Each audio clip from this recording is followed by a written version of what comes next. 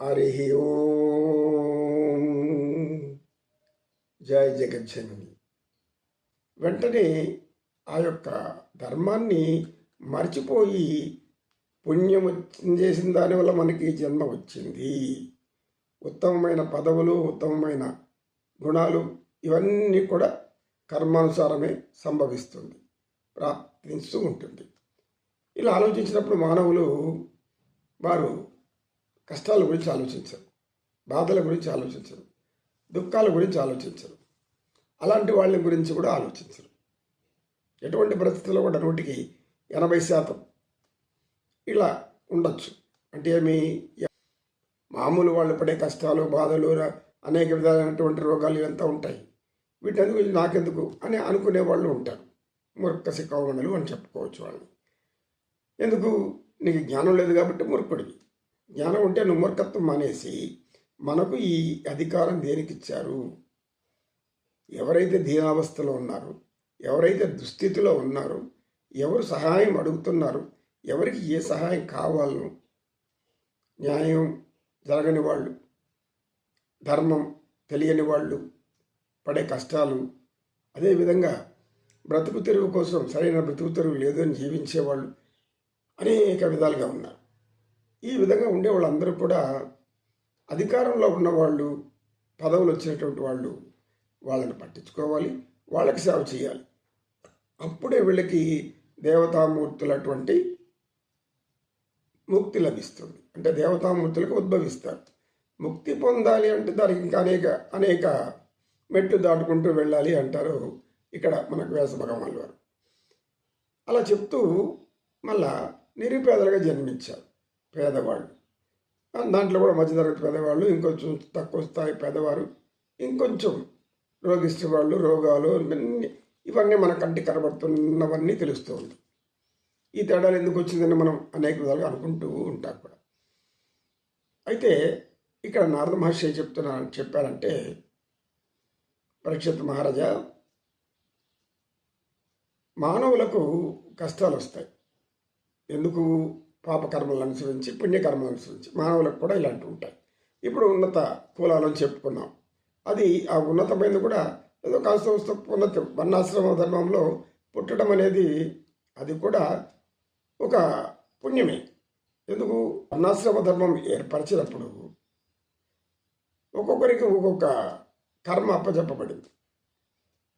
జ్ఞానం చదవడం, వేదాలు చదవడం, అన్ని జ్ఞానాలు పొందడం బ్రాహ్మణులు, దాని ద్వారా ఆగమ శాస్త్రాలను అనుసరించి మనకు ఆలయాలు ఏవి ఉన్నాయో ఆ ఆలయాలన్నింటిలో కూడా పూజలు జరపడం.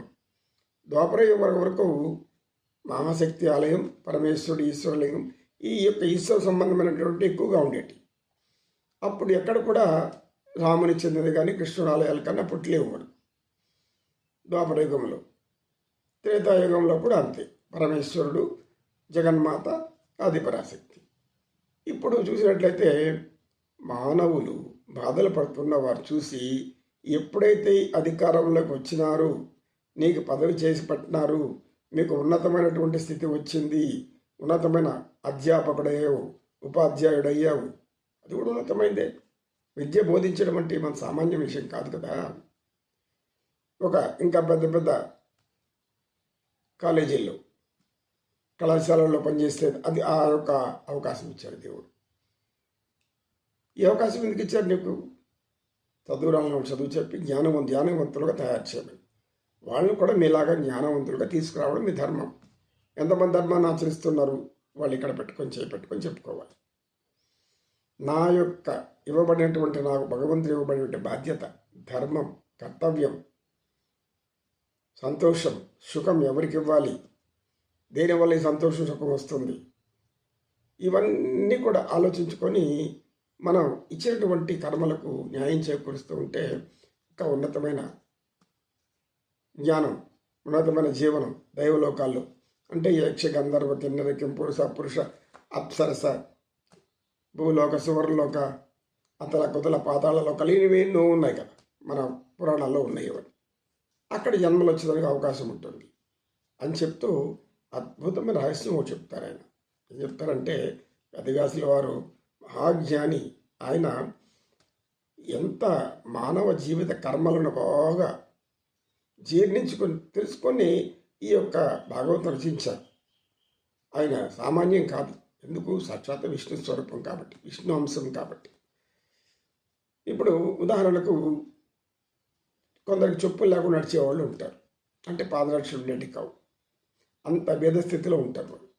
మంచి దుస్తులు కూడా ఉండేవి కావు. చిరిగిపోయిన దుస్తులు ధరించటం. ఒక దారిలో వెళ్తూ ఉంటారు. ముళ్ళు గుచ్చుకుంటుంది కాలికి. కాలికి ముళ్ళు గుచ్చుకుంటే ఎంత బాధ!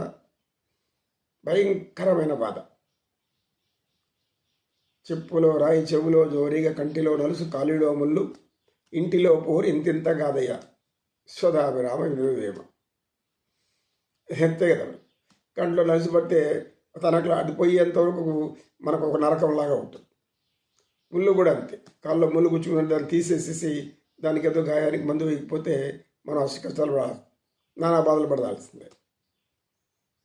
కంటిలో నలుసు, కాలిలో ముళ్ళు, చెప్పులో రాయి, చెవిలో జోరిగా. చెవిలో జోరిగా ఏం చేస్తుంది? మన చెవి సరిగ్గా దాన్ని శుభ్రం చేసుకోకపోతే ఏం తిరుగుతూ ఉంటుంది.